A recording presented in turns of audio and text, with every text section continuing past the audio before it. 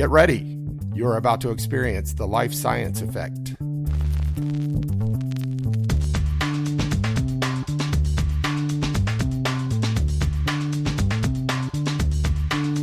The most influential players in biotech, pharma, and medical device, bringing you their insights and inspirational stories. Are you ready to boost your career? Ready to set your medical innovation in motion? You have arrived at the right place. Every week, another industry leader, more insights, more inspiration, and tips you can implement right away to make your mark on the world. Welcome to the show. Today I'm joined by Kyle Keeney, who is an entrepreneur in residence at Elevate Ventures and also the CEO of Kentucky Life Sciences Council and co-founder of the Turnpike Partnership. I think before we started recording, you said depends on which hat. I imagine 2 hats. Looks like there are at least 3, probably more. But welcome to the show, Kyle. Thank you. You know, and then the hat that I wear every day, you know, which is, you know, proud father and husband and, you know, community person and all of those sorts of things. So, you know, it's always this is the life of an entrepreneur, though, right, Steve? I mean, this is how we all do it. You know, we juggle hats and roles in order to be able to sort of not only push the projects that we're engaged with forward, but also push our passions and pursue those dreams and push those forward as well. Absolutely. And I'm glad you added the father-husband community, because we push our dreams, we push these things forward for a reason. And for a lot of us, it is the father-husband community and for just making people's lives better, right? So I'm really glad you brought that up. Speaking of exciting news and speaking of Kentucky, Kyle's joining me from over Skype this time around from Southern Indiana, because you guys, you and Elevate Ventures, you've just started opening up this Southern Indiana market, if I'm not mistaken, which is pretty exciting. Why don't you tell us a little bit about that? It is. I joined Elevate in the fall as an entrepreneur in residence, so I am the 6th or 7th entrepreneur in residence. They're regional, you know, they're geography based. And we made this bet on let's take a look at Southern Indiana, southeastern Indiana, across and around the Jeffersonville, New Albany, and then looking across the river into Louisville, Kentucky, and what's going on in that region. And it's just been gangbusters. The enthusiasm, the warm welcome we've got, as well as just this groundswell of activity. It's always good when you step into a new community to sort of be embraced by it, but also see the vibrancy of getting engaged in a new market. That's exciting. So an entrepreneur in residence. Now, I've heard that a few times now.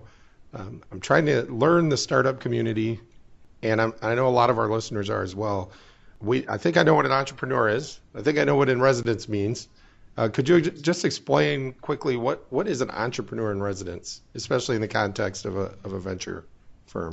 Well, I'll give you my definition. How I personally look at it is that entrepreneurs in residence should be these largely non-denominational, agnostic kind of concierge, right? We should be chaperones in the community to help early stage entrepreneurs figure out the landscape and give them a map, point them in the right direction. Same way when you go into a new city and you go to the concierge at the hotel, you trust them to be able to point you towards whatever it is, the restaurants, the services that you need. Mm-hmm. And entrepreneurs in residence, I've always viewed as the same way in a community, is that they are able to provide you with this sort of trusted guidance to get you aligned with the resources that you need as an entrepreneur in the community. Now, in the context of how that relates to my role coming from the investment side, you know, obviously one of the services that I'm able to help people with is aligning them to capital. It can be Elevates funds, but it can also be, looking at all of the co-investment opportunities as well. And as many times as people come to us for assistance, we're asking them, do you really need to be raising money now? How do you need to be raising money? What kind of money do you need to be raising? What are you using this for? What's the ask? What is it that you're going to apply these funds to? Mm-hmm. So it's not as much the entrepreneur in residence. I've never viewed as sort of a hard sell kind of position. It really is more of a chaperone and guidance counselor.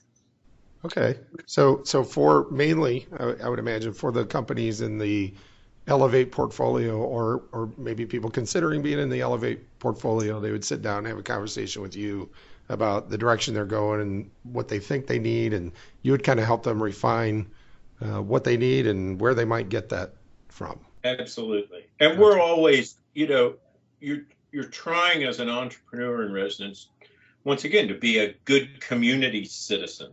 Mm-hmm. To be a good citizen in the entrepreneurial community, but also in the larger community. So you're thinking about partner relationships. You're thinking about service provider relationships. You're thinking about community relationships and how all of those tie together.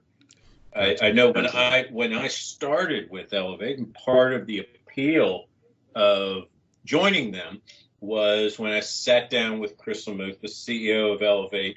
He immediately started talking about that the vision and the goals that he and I were discussing were goals in the context of my children.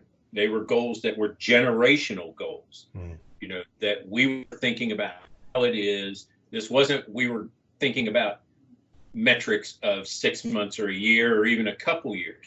These are 5, 10, 15-year types of metrics that we're looking about how it is that you influence the community, how it is that you impact the landscape itself, and help to provide resources into that longer term vision for the entrepreneurial community. So I know that your portfolio certainly contains more than just life science companies, and your experience, I'm sure, is fairly diverse. Maybe tell us a little bit about yourself and your background. How did you find yourself here? What made you decide to get into this kind of work in the first place? I'm from Kentucky originally, and this is sort of a homecoming of being able to come back to the Midwest. But I went to school and, of course, spread my wings. And when I ended up at Baylor for my master's degree and then at Temple University for my PhD, and after I got my PhD, there was this exciting new thing at the time, and we were all sort of headed west.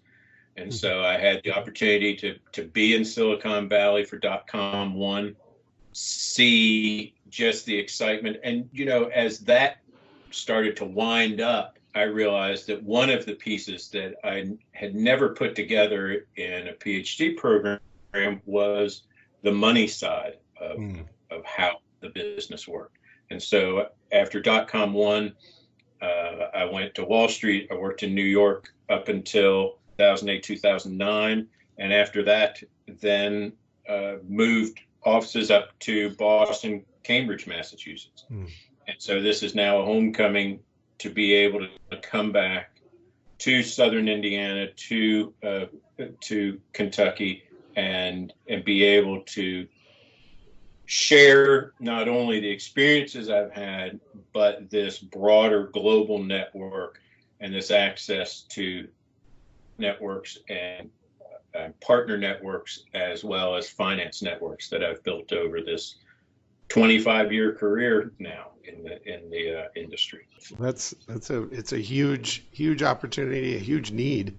One of the things I keep hearing is there's this holy trinity of technology, capital, and talent, and bringing all three together is what's key. So I'd imagine the capital piece. I was just talking with, by the way, Michael Coleman and Karen Momper of Theratome Bio. Say hello. I just interviewed them earlier today. Great people. But you're right. This intersection, it's always been, no matter which industry you're talking about, this intersection between talent, capital, and markets, partner markets. And I was asked recently, well, do we have what we need in order to be able to succeed in the Midwest? And the answer is the resources that you need to be local, we have them local. And I think that's true, when I look at, when I put on one of my other hats and when I look at this Turnpike partnership, which is a network we've built across a dozen states, from the Dakotas to West Virginia, this traditionally now flyover territory. When you look in the communities across that broad Midwest landscape, the resources that need to be local, they're there. They're on the ground local, whether we're talking about Sioux Falls, South Dakota, or whether we're talking about South Bend. But at the same time, there's still a necessity, no matter where it is that you live, that you're comfortable on airplanes and that you spend a good bit of time on airplanes. That's just the way the world operates. In order to be able to have a business that's scalable, it means that you have to be able to touch all of those markets. We do a lot of it over Skype. We do a lot of it virtually, back and forth across the U.S. and around the world. But at the same time, relationships are, at the end of the day, personal relationships, and personal relationships are created and they thrive based upon that face-to-face interaction.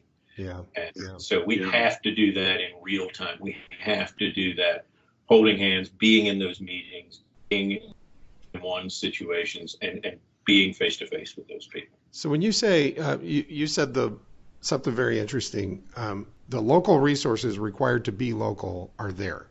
What's an example of a local resource that needs to be local? Well, I think that, oftentimes you will hear entrepreneurs say, wring their hands about the lack of capital in their community. When for early stage, most of the capital that you need in most of the markets that I'm talking about, if you draw a couple 100-mile circle, there's plenty of capital out there in the under $10 million capital raise. A lot of people just don't understand how it is to get to that. They don't, it requires a different skill set. This has always been a challenge for entrepreneurs. Founders think that being a founder equates to being an effective CEO.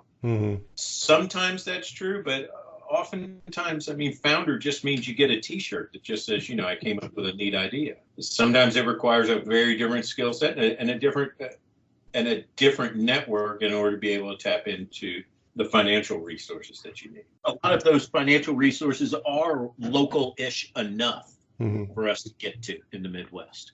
So what is your advice to one of those founders that got the T-shirt and now they've drawn their circle, their 100-mile circle, and they know they need, I don't know, something less than 10 million, whatever it is, $500,000 to 2 million or something. But they're kind of screaming at their radio right now going, but I don't know who to talk to get that. What is kind of step one? What do they need to do to sort of tap into some of those resources? I think the first thing we need, many of us need, is a good chiropractor. In that we need someone to sit down with us and help us align our own skill set, the skill set of our team, and just as importantly, the skills of the board. So oftentimes our stage boards are made up of whoever gave us the first 10 checks. And so we end up with a board that doesn't necessarily have the skills that we need to be able to leverage to get to the next level of development. Your board at an early stage should be the greatest talent pool that you can't afford to pay. So you should be thinking about that board as a board that you can leverage and lean on for the next 2 quarters, 3 quarters, a year, whatever it is, to get you to that next phase of growth.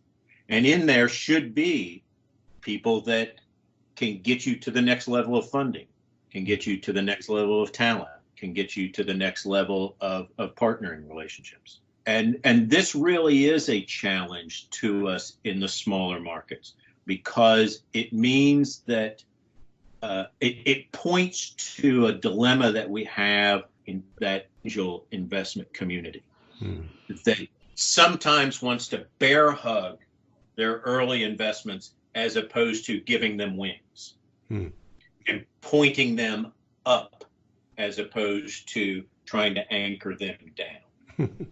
I think that's the big thing that we need to be focused on early on. Yeah, I can imagine it being a challenge on both sides. I mean, I don't have millions of dollars to invest, but if I did, boy, it'd be so hard to write that check without also saying, and here's exactly how you should spend it, or you should at least tell me exactly how you're going to spend it, and then I'm going to be there every step of the way to see if I agree, because this $100,000 or whatever, I don't want it just to go to some new shiny object. You know, I want it to go to something useful. But on the other side, if I really want that 100,000 to do good, I'm not the guy with the idea. I might be the guy with the money, but I'm not the guy with the idea. So why would I want to hold that person back to my restraints? I want them to do the best they can do, not the best I can do, So I could see the challenge on both sides. That's right. So, the punchline is that there's three things that you need to be able to look at your early company and find. And that is, you need to find that chiropractor. You need to find somebody who can help you align the board. Secondly, you need to find this sort of Magellan kind of figure, somebody that has a map and a vision of a future that you can adopt and get to. Oftentimes, once again, we don't have those maps ourselves. And so being able to get to folk who have been there and done that, that is an invaluable resource to be able to leverage. And then the third piece, of course, is, once again, having access to the financial folk, having access to the people in a broader network outside of your local geography. If you're sitting in the Midwest, especially if you're in the life sciences, you have to have a network that at the very least includes both coasts, that includes folks in California and includes folks in the Northeast. I don't know how you can think about long-term success unless you have a network that extends to both of those coasts. Extremely, extremely valuable advice. I really appreciate that. And I know it's going to help somebody for sure. And I feel like I could talk to you for like 3 hours about this stuff, because it's not something that I'm super familiar with. And I think it's something that's super valuable for people. However, we don't have 3 hours. And I still want to hear a little bit more about some of your other hats. So you mentioned Turnpike. You're also the CEO of the Kentucky Life Sciences Council, which I imagine being from Kentucky, that must be pretty fulfilling, huh?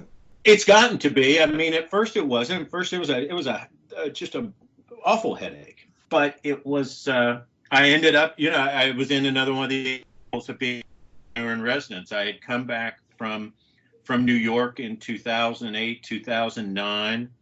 Got connected to some local investment funds and started into this role of trying to, once again, be a good citizen in the entrepreneurial community, and ended up on the board of the local trade association for life sciences, and realized that the business model stunk.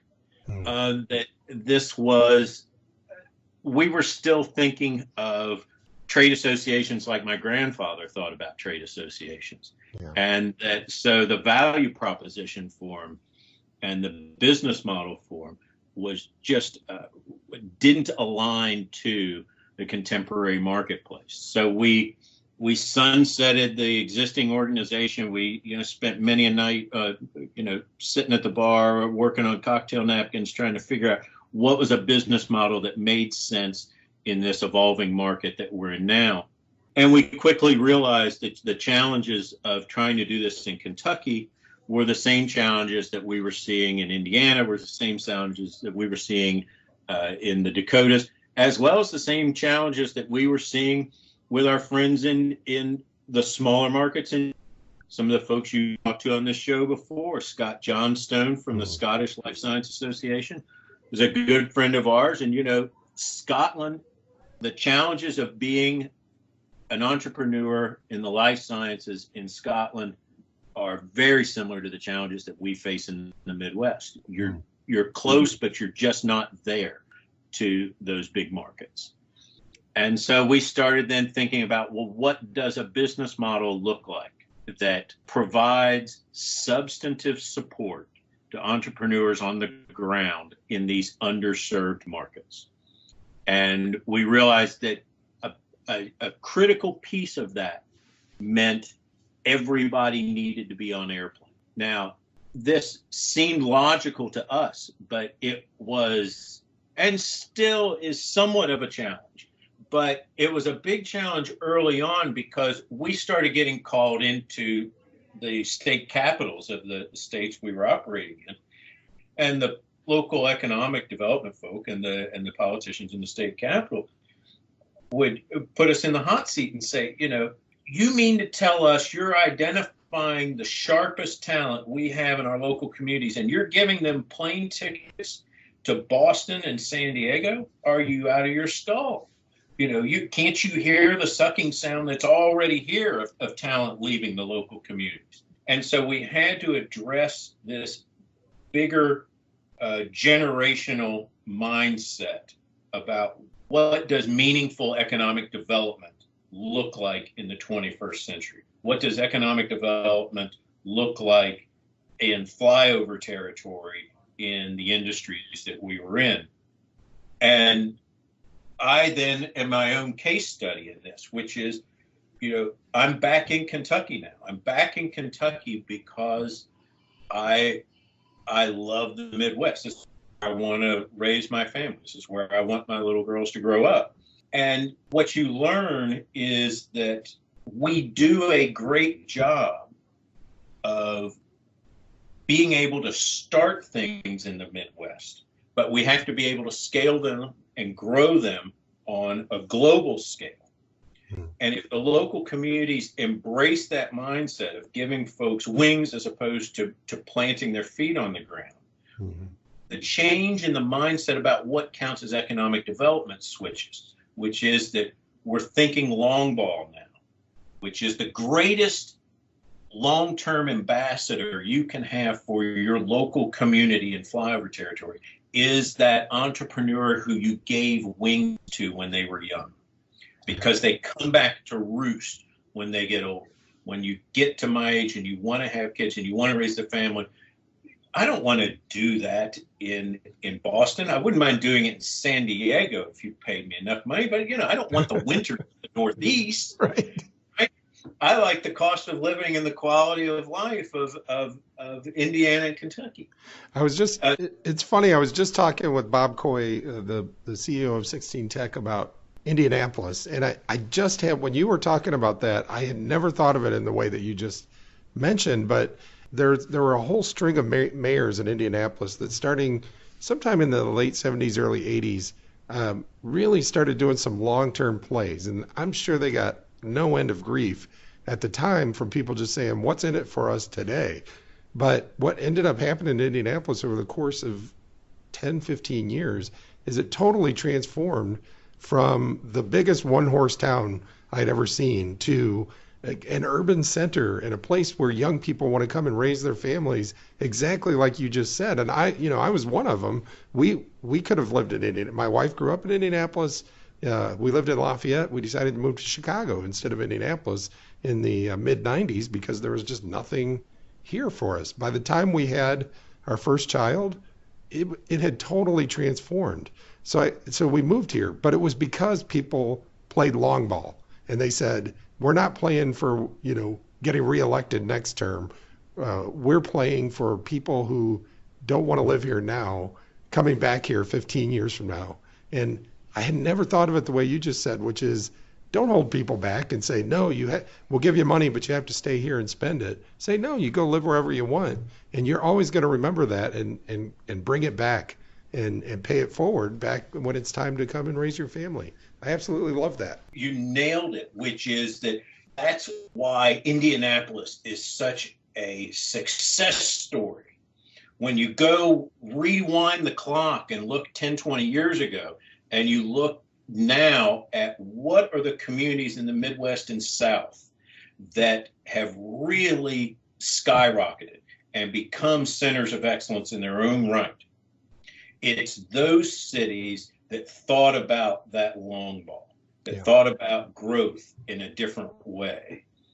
We were sitting with Techstars recently, and they asked this question about if you could have a magic wand, but you could only get one wish with the magic wand, what is the thing that you would change most in your local community? And I said, well, you got to think long ball. And if you're going to think long ball, then what it is you want is you want the world's greatest middle school science teachers. That's what I want. Every public school in my local community to have one of those super inspiring, right, middle school science teachers. And because those people change the community in the long run. Because 10 years down the road, that little kid who in 4th and 5th grade was inspired by making the volcanoes and doing whatever it is that you were doing in 4th and 5th grade, they then are the entrepreneurs of the future. By the time they're in high school, they're already thinking about their first startup and how it is that they do things on their own. And that generational thinking changes the community. I'm convinced that middle school science teachers save the world and that they single-handedly can change the overall ecosystem of Midwestern communities. I guarantee that most of our listeners have never heard that one before, but I absolutely, it resonates with me. I love it. As soon as you said that, I started thinking, wait, do we have the best science teacher in my kid's middle school? I'm not sure. I better check into that, but it's absolutely true. Kyle, this is, like I said, I could go on for 2 or 3 hours. I've already kept you an awful long time. Well, let's take a short break, and then when we come back, I'll let you tell us anything that you didn't get to tell us because I didn't ask the right question, and then I do just have a couple of wrap-up questions, and then we'll end this and let you get back to changing the world, or at least changing Kentucky and southern Indiana. But let's take a short break. We'll be right back. We are very proud to have the support of the Indiana Health Industry Forum here at the Life Science Effect. They have been with us since day one. IHIF provides guidance and leadership on public policy issues that contribute to innovation in the health science sector, deliver therapies to patients in need, and further the development and growth of their member companies. IHIF also works with the government and other groups to support specific initiatives and legislation. Also, if you need a connection in the health industry, give them a call. Go to ihif.org and they will hook you up. They have been a tremendous supporter of ours, so thanks again to the Indiana Health Industry Forum. Go check out ihif.org and support them like they support our life science community. Now, back to the show. Welcome back to the show. This is the part where I would normally continue my conversation with Kyle, and we'll do that, but we're going to do that as a part 2 next week because once we got started after the break, we just, kept going. Kyle told me about the books he loves and that he's reading with his kids and how transformative books and education in general can be, not just for a family, of course for a family, but also for a community and an economy, a society in general, and what a great legacy the best books can be. So I didn't want to stop, and we just kept going for a good 20, 30 minutes. And so instead of trying to squeeze it all into one episode, I decided to make it a part 2. So thanks for listening to part 1 with Kyle Keeney, and next week, part 2.